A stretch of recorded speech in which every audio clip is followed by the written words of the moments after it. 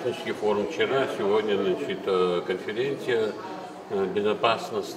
Каждый выступающий, все говорят об этом, что это необходимо объединиться и навести порядок многополярный, и чтобы не было войны и нацизма.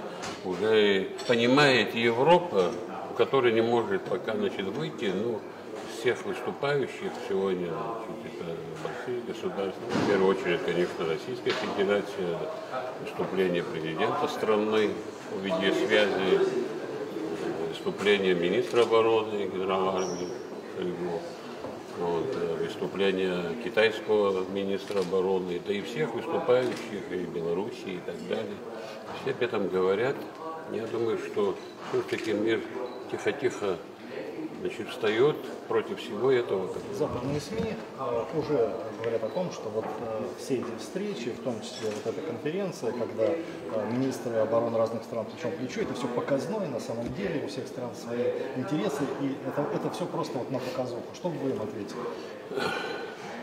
Я, допустим, хочу сказать, что я благодарен, значит, Министерству обороны Российской Федерации, лично министру обороны генералу Шойгу за приглашение. Я уже, значит, второй раз участвую. В прошлый раз, значит, мы были приглашены, мой заместитель участвовал, к сожалению, я не смог по ряду причин. Значит, это дает свой эффект.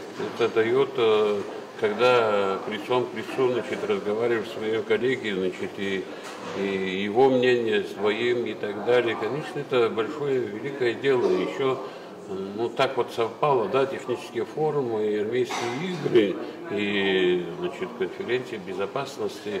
Это как-то, значит, вот даже интереснее, значит, было о прошлом и позапрошлом, значит, разные времена и так далее. Оно дает, это тот, кто не хочет слышать, он, конечно, скажет, что это не то, как всегда. А мы верим в это, значит, в этом как раз таки есть сила. Тогда, когда полный зал, полный, значит, вот это вот то, что происходит здесь, на той территории, где мы сейчас находимся, конечно, это не показуха, это в самом деле реально.